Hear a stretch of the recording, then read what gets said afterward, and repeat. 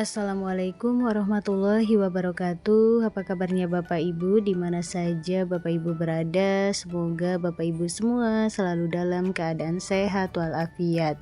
Nah, Bapak Ibu berjumpa kembali pada channel YouTube Desti Hidayat, dan di video kali ini untuk informasi yang akan saya sampaikan bersumber dari laman Detik Edu, yaitu tentang soal potensi kecurangan di seleksi guru P3K.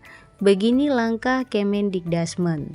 Nah, Bapak Ibu, kira-kira bagaimana informasi lengkapnya? Bapak Ibu dapat mengetahuinya dengan menyimak video ini hingga selesai.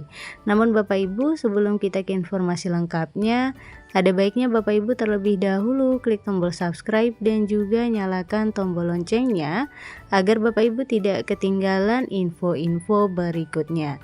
Dan nantinya jika dirasa informasi ini bermanfaat, Bapak Ibu dapat men-share agar tersampaikan kepada yang membutuhkan.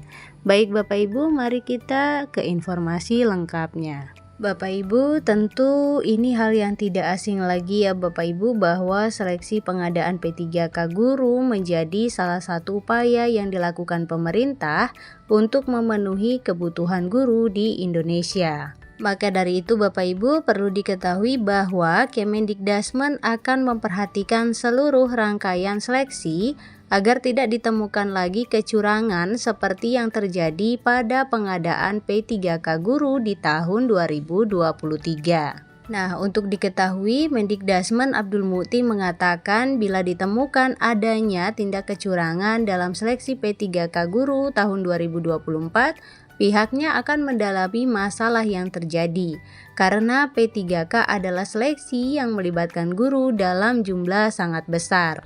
Itu kan hal-hal yang harus kita bedakan antara kebijakan besar dan beberapa kasus, dan nanti kita lihat masalahnya apa, kita dalami. Karena ini seleksi P3K akan melibatkan guru dalam jumlah yang sangat besar, kata Mukti kepada wartawan di Markas Besar Kepolisian Negara Republik Indonesia, Jalan Trunojoyo 3, Jakarta Selatan pada Selasa 12 November 2024. Ketika sebuah kasus terjadi, Mukti menjelaskan akan melihat masalah secara lengkap. Pihaknya akan memeriksa peraturan terkait hingga kendala teknis yang dialami pelamar secara langsung. Apa betul karena peraturannya atau karena masalah teknis yang memang mereka tidak bisa memenuhi berbagai persyaratan administrasi. Jadi coba kita lihat lebih lanjut tambahnya.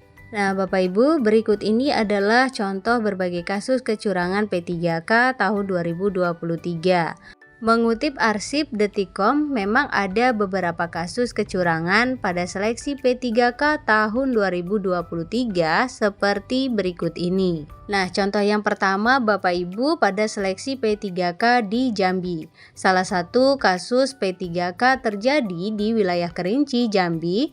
Kasus ini bergulir usai Ketua Dewan Pimpinan Daerah Aliansi Honorer Nasional Kabupaten Kerinci, Edios Hendra, melaporkan indikasi kecurangan yang dilakukan oleh panitia seleksi daerah pada Kamis 25 Januari 2024. Indikasi kecurangan yang datang berkaitan dengan kelulusan peserta yang melamar formasi padahal bukan guru honorer.